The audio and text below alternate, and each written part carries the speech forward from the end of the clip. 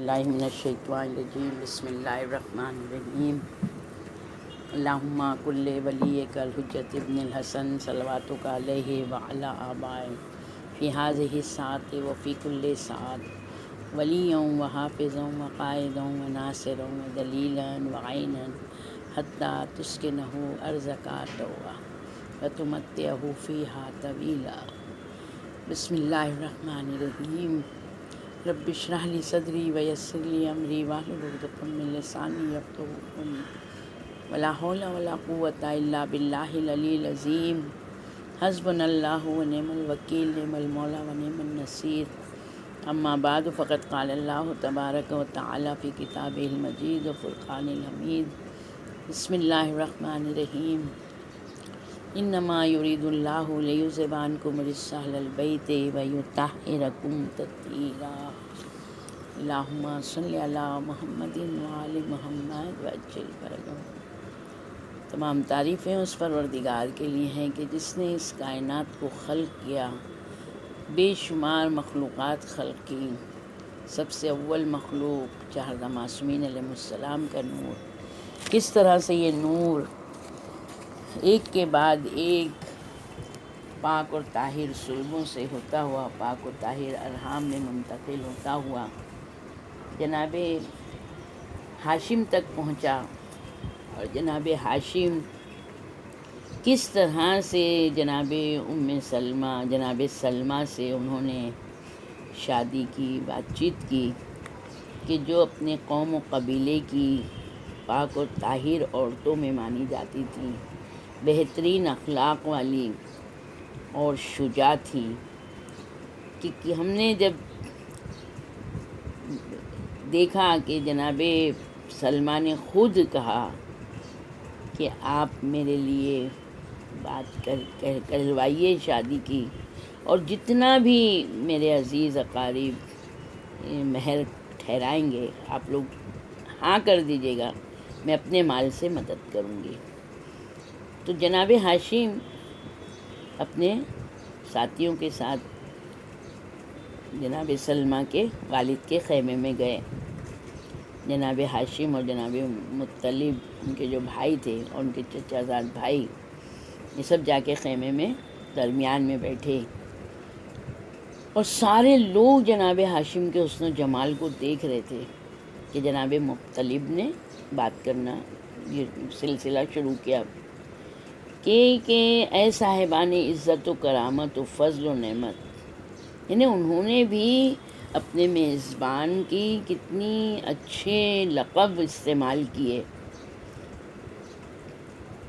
اور کہا کہ ہم اہل بیت اللہ الحرام ہیں، ہم صاحب مشاعر عظام ہیں، لوگوں کے گروہ در گروہ ہمارے پاس آتے ہیں، اور آپ خود بھی جانتے ہیں کہ ہم کو اللہ نے کیا قدر و منزلت دی ہے، اور آپ لوگوں پر یہ بالکل ظاہر ہو گیا ہے کہ محمدی نور جو ہے کس طرح سے پیشانییں جناب ہاشم میں چمک رہا ہے، کہ جس کو خدا نے ہم سے مخصوص کیا ہے۔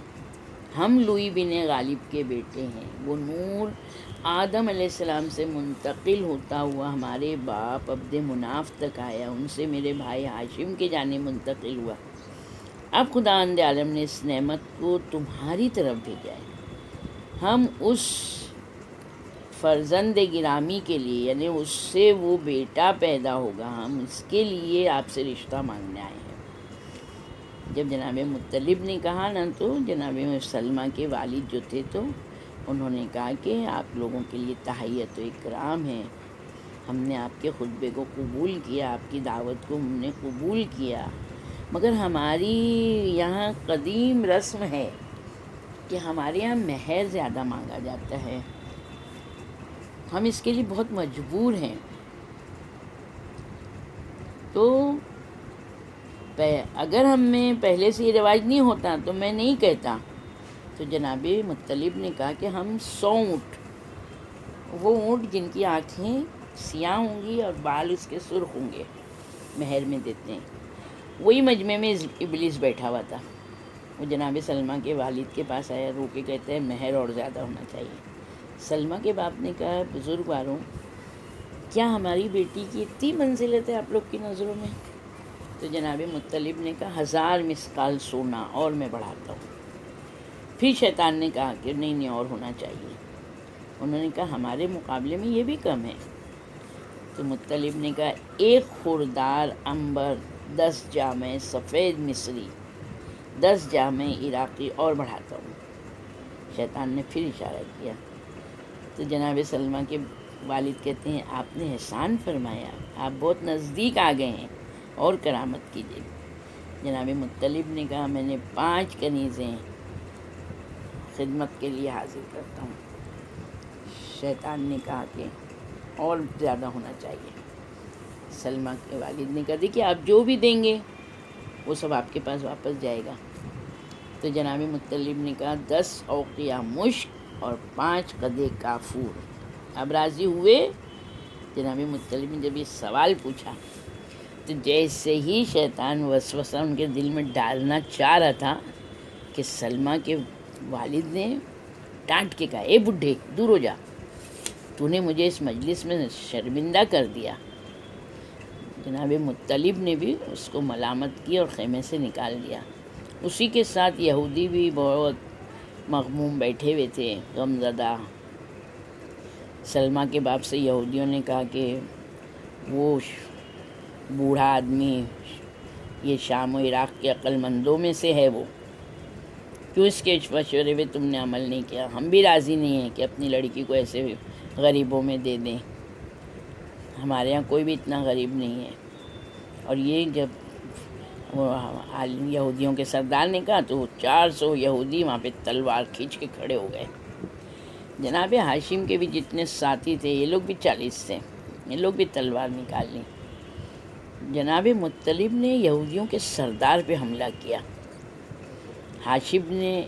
جناب ہاشم نے ابلیس لعین پر، وہ بھاگا لیکن جناب ہاشم نے پکڑ لیا اور اٹھا کے اس کو اوپر کیا، اوپر سے بھی زمین پہ پٹک دیا، کیونکہ اتنا زیادہ نور چمکا جناب ہاشم کے چہرے سے کہ شیطان نے ایک نعرہ مارا اور ہوا کی طرح سے اڑ کے ان کے ہاتھ سے نکل گیا۔ پھر جناب مطلب کو دیکھا، انہوں نے یہودیوں کے سردار کو 2 ٹکڑا کر دیا۔ جناب ہاشم ان کے ساتھیوں نے بہت سے یہودیوں کو قتل کیا۔ یہ خبر مدینہ پہنچی، عورتیں مرد سب طرف دوڑے۔ 70 یہودی قتل ہوئے تھے اور باقی سب بھاگ گئے۔ یعنی رسول اللہ کے بارے میں ان کی عداوت اور زیادہ مضبوط ہو گئی۔ جناب ہاشم نے کہا میرے خواب کی تعبیر ظاہر ہو گئی۔ سلمہ کے والد نے کہا جانے دیجیے، اب ہماری شادی کو ہم جو ہے تو رنجوں غم میں نہیں تبدیل کرنا چاہتے ہیں۔ تو جناب ہاشم پھر اپنے خیمے میں آئے، پھر ولیمے کا انتظام ہوا، سب نے کھانا کھایا۔ سلمہ کے والد سلمہ کے پاس آئے، کہا دیکھا تم نے ہاشم کی شجاعت دیکھی تم نے؟ اگر میں ان سے التماس نہیں کرتا تو یہودیوں میں سے کوئی بھی زندہ نہیں بچتا۔ سلمہ نے کہا، جناب سلمہ نے کہ بابا جس امر میں میری بھلائی آپ دیکھیے اس کو آپ عمل میں لائیے، آپ ان لوگوں کی ملامت کی پرواہ نہیں کیجیے۔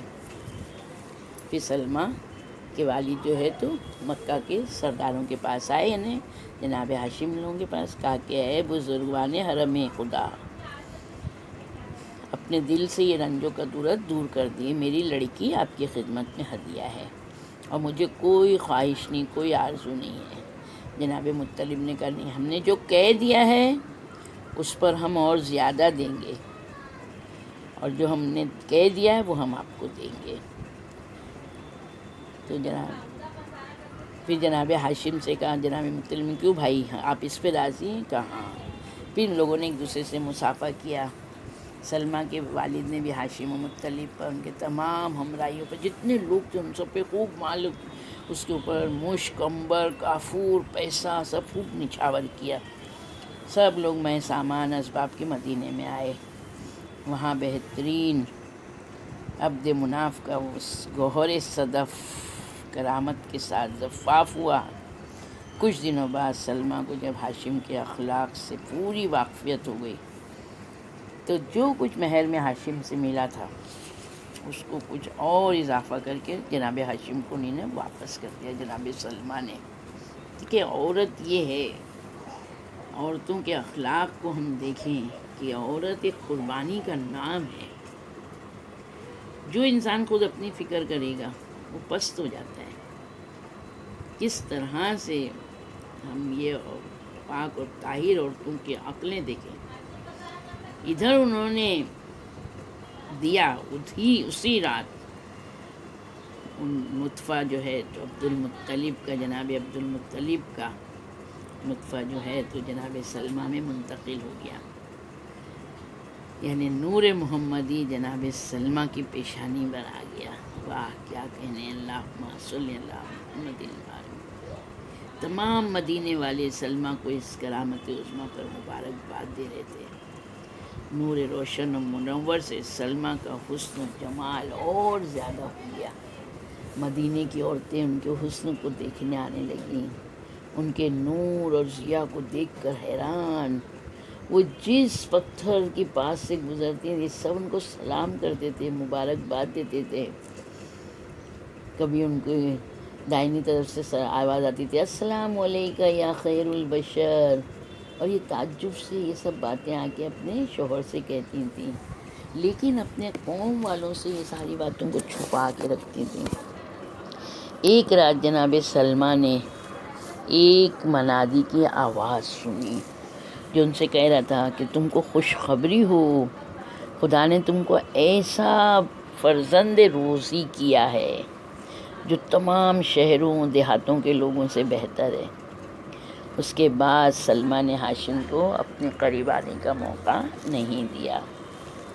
ہاشم کچھ دن رہے مدینے میں, پھر اس کے بعد وہاں سے رخصت ہوئے اور کہا دیکھو سلمہ, میں نے وہ امانت تمہارے سپرد کی ہے جس کو اللہ نے آدم علیہ السلام کو سپرد فرمایا تھا. آدم علیہ السلام نے شیش کو, اسی طرح اکابر دین ایک دوسرے کو سپرد کرتے آئے, یہاں تک کہ یہ نور بزرگ ہم کو ملا جس سے ہمارا شرف بڑھ گیا. بحکم خدا اب میں نے اس نور کو تمہارے حوالے کیا. اب تم سے میں عہد و پیمان لینا چاہتا ہوں, اس کی حفاظت کرنا, اس کی نگرانی کرنا. اگر میری غیر موجودگی میں یہ پیدا ہوا تو اس کو اپنی آنکھ سے زیادہ پیارا رکھنا, اپنی جان سے زیادہ عزیز رکھنا, اور جہاں تک ممکن ہو سلمہ لوگوں کی نگاہوں سے پوشیدہ رکھنا, چھپا کے رکھنا, کیونکہ اس کے حسد کرنے والے بہت لوگ ہیں. بہت سے لوگ اس کے دشمن ہوں گے, اور خاص کر یہودی جن کی عداوت پہلے سے ہی ہم پر ظاہر ہو گئی ہے. دیکھو سلمہ, اگر اس سفر سے میں واپس نہیں آؤں اور میری وفات کی خبر تم کو پہنچے تو اس کی محافظت میں, اس کی ناز برداری میں, اس کو کی پرورش میں کسی طرح کی کمی نہیں کرنا. اور جب وہ سن شباب کو پہنچے یعنی جوان ہوں تو اس کو حرم خدا میں واپس بھیج دینا. اس کے چچاؤں سے دور نہیں رکھنا, کیونکہ یہ حرم خدا ہماری عزت و نصرت کی جگہ ہے. یعنی کس طرح سے ہم اگر دین کو سمجھیں گے تو ہم حدیث کے مطابق بھی رسول اللہ کہتے ہیں کہ بہترین وہ عورت ہے کہ جو اپنے شوہر کے مال اور اس کی غیر موجودگی میں اپنی شرمگاہ کی حفاظت کرے. یعنی الگ الگ طریقے سے حدیثوں میں بیان کیا گیا ہے کس طرح سے انسان اپنے شوہر کی عزت, اس کے مال, اس کی اولاد کی حفاظت کرتا ہے, اس کی موجودگی میں بھی, اس کی غیر موجودگی میں بھی. اور بچے پر زیادہ تر ددھیال والوں کا حق ہوتا ہے. کس طرح جناب ہاشم نے بتایا کہ دیکھو اس کے چچاؤں سے دور نہیں رکھنا, کیونکہ حرم خدا ہماری عزت و نصرت کی جگہ ہے.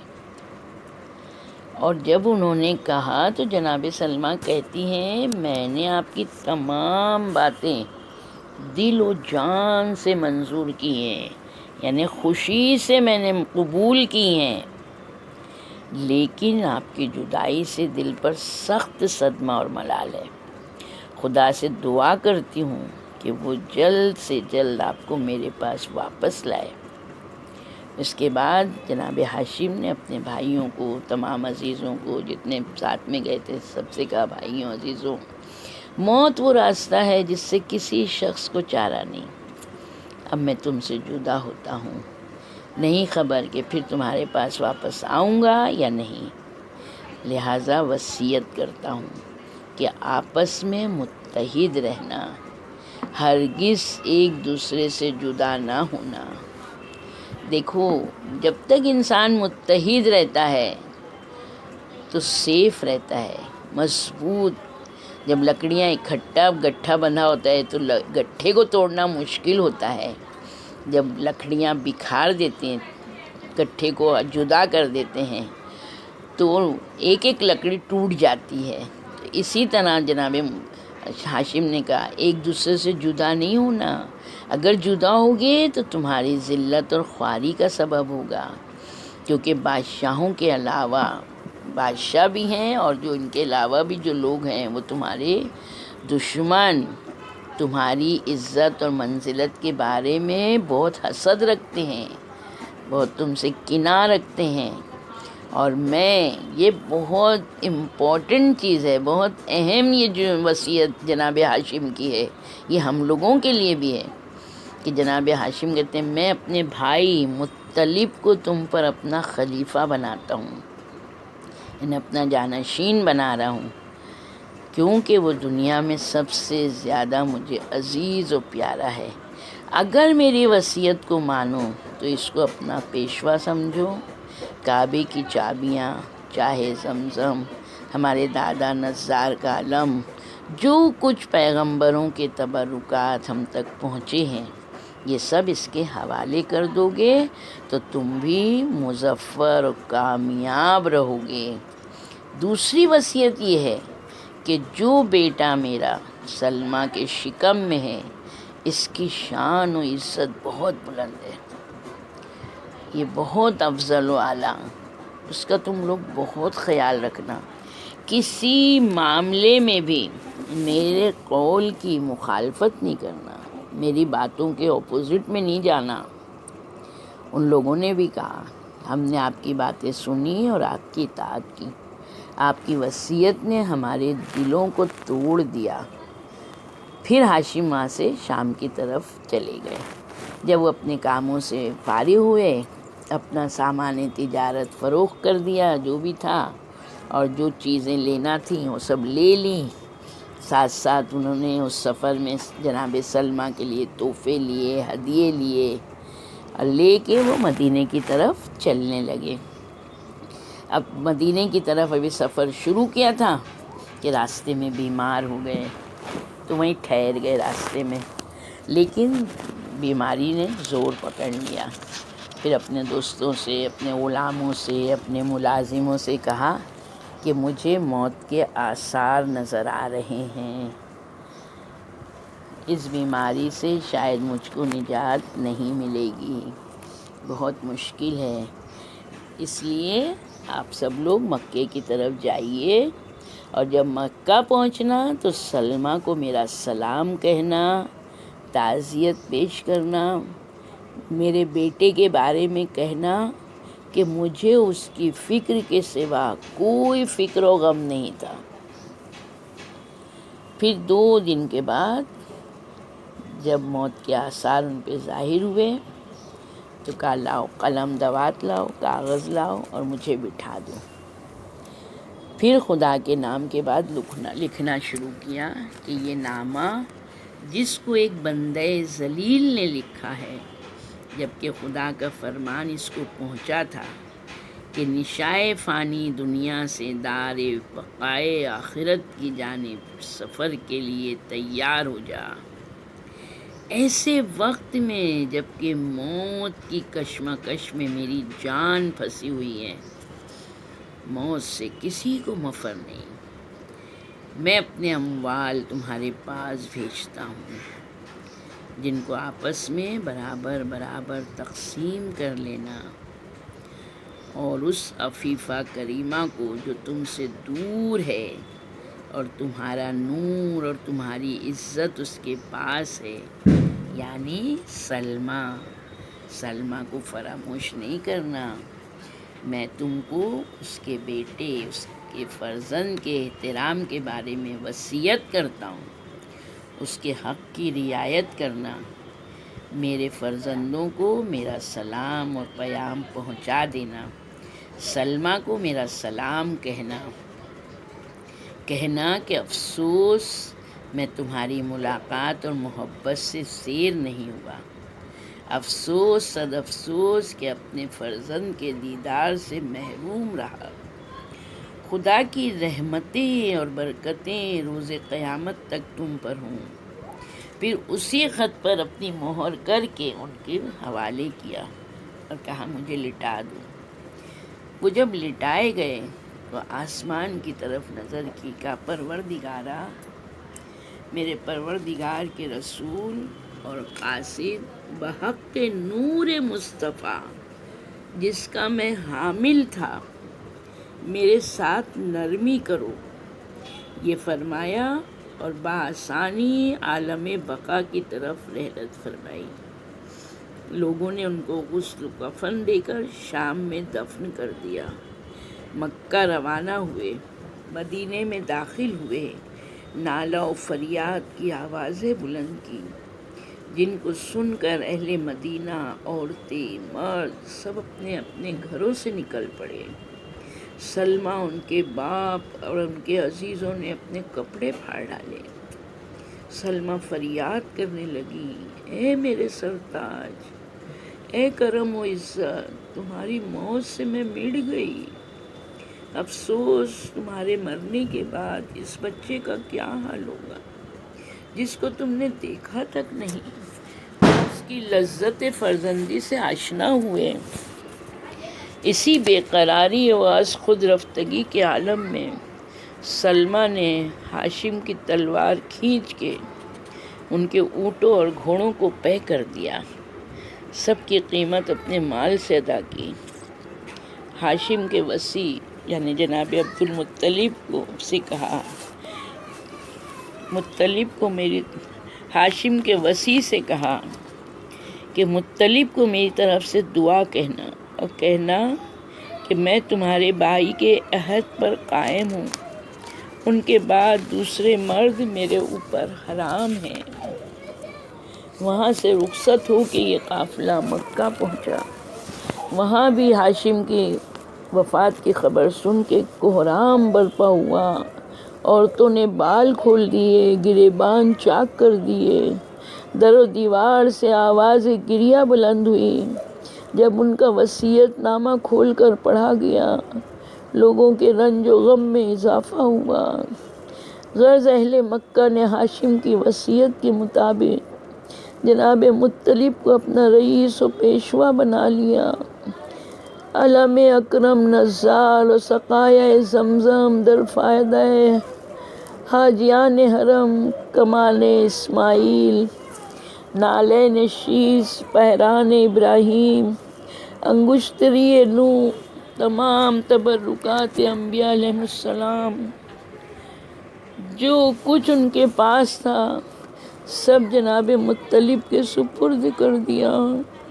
میں کہوں گی وہ مدینہ تھا، وہ مکہ تھا جس کے نور کے سبب یہ شرف و بزرگی ملی تھی، مگر جس کا نور جو خود دنیا سے گیا ہے، اس کی بیٹی کو اس کا حق چھینا گیا، بیٹی کو دربار میں بلایا گیا، اس سے گواہی طلب کی گئی، اس کو جھٹلایا گیا، جناب ہاشم کی وصیت پر عمل کیا گیا، اس کے لکھے ہوئے کاغذ کا احترام کیا گیا، مگر فاطمہ کا دربار میں جس وقت رسول کی تحریر جس کاغذ پر تھی، اس کے ٹکڑے ٹکڑے کر کے بکھرا دیے گئے۔ رو رو کے فاطمہ نے ان اپنے بابا کی تحریر کے پرزوں کو اٹھایا تھا، ہائے بابا کہہ کے گریہ کیا تھا۔ کس طرح جناب ہاشم کی وصیت پر عمل ہوا کہ جناب مطلب کو ان کے بعد وصی بنایا، سب نے اپنا رئیس و پیشوا بنایا۔ ہائے میرا مولا، امام کا غصب کیا گیا، خلافت کا منصب امام سے چھینا گیا۔ جن کو رسول نے نہیں بتایا تھا ان کو ان کے سامنے بٹھا دیا گیا، یہاں تک کہ علی کا حق چھیننے کے بعد بیعت کا مطالبہ ہوا۔ جناب فاطمہ کے دروازے پر لوگ جمع ہوئے، کہا علی کو باہر نکالو۔